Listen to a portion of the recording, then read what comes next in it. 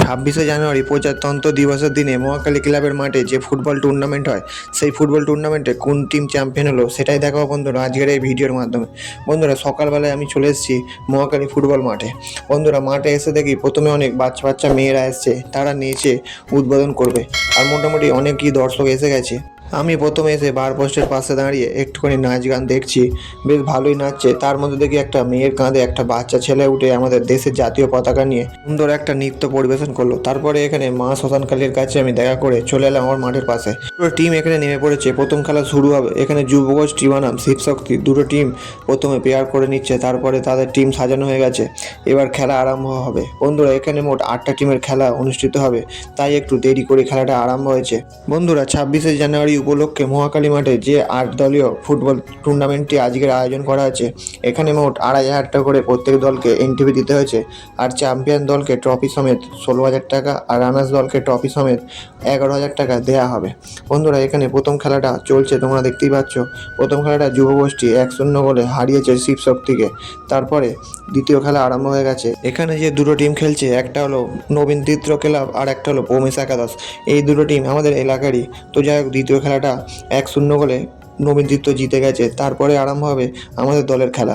এখানে আমাদেরই পাড়ার একটা দাদা সন্তু দাস সেই টিমটা করেছে তার বন্ধু বান্ধবদের নিয়ে। এখানে এক এক করে দেখো বন্ধুরা টিম নামছে। এটা আমাদের স্কাইলাইট একাডেমি বলে নাম দেওয়া হয়েছে। এই প্লেয়ারগুলো সব বেয়ালা সাইড থেকে এসছে, এরা সব সেট টিম একসাথে খেলে। তো দেখা যাক বন্ধুরা আমাদের টিম জিততে পারে কিনা আজকের টুর্নামেন্টে। তারপরে ওরা থেকে থেকে মাঠের দিকে দূরে চলে গেল।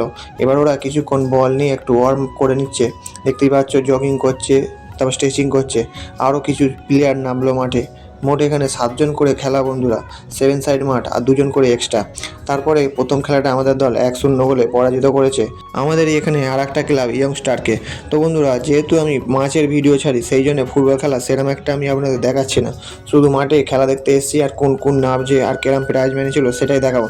এরই মধ্যে বলতে বলতে মাঠের সেই কোণে একটু গ্যাঞ্জাম হয়ে গেল দুটো দলের প্লেয়ারদের সাথে আর দর্শকদের। তো বন্ধুরা, প্রথমার্ধে সব খেলা দেখে আমি বাড়ি চলে গিয়েছিলাম। বাড়িতে এসে কিছুটা কাজ করে চান খাওয়া দাওয়া করে তারপর মাঠে গেছি। গিয়ে দেখি দুটো সেমিফাইনাল খেলা হয়ে গেছে। আমাদের যে পাড়ার টিমটা ছিল সেই টিমটা সেমিফাইনালে হেরে গেছে। ফাইনালে উঠেছে মা মৈত্রী ক্লাব ভার্সেস যুবগোষ্ঠী ক্লাব। দুটো টিমই খুব কাছাকাছি। তার মধ্যে যুবগোষ্ঠী ক্লাব ঠিক পেয়েছে একদম গোলকিপারের সামনে। দেখা যাক বন্ধুরা গোল করতে পারে কিনা। আমি আছি একদম বার পোস্টের পাশে, তোমরা দেখো ফিকটা কেমন হয়। এবং বলতে বলতে হয়ে গেল গোল। যুবগোষ্ঠী ক্লাব 1-0 গোলে এগিয়ে গেল ফাইনালে। এখানে মা মৈত্রীর গোলকিপার কোনো কিছু করতেই পারেনি। তো যাই হোক, ফাইনালে 1-0 গোলে যুবগোষ্ঠী জিতে গেছে। এবার আমরা সবাই মাঠে নেমে পড়েছি বন্ধুরা। দেখো অনেক দর্শক কিন্তু মাঠে নেমে পড়েছে। তো বন্ধুরা, তোমরা দেখতেই পেলে যুবগোষ্ঠী ক্লাব প্রথম পুরস্কার জয়লাভ করলো। তো বন্ধুরা, আজকের ভিডিও এই পর্যন্তই। আবার দেখা হচ্ছে আগামীকাল অন্য কোনো ভিডিও নিয়ে।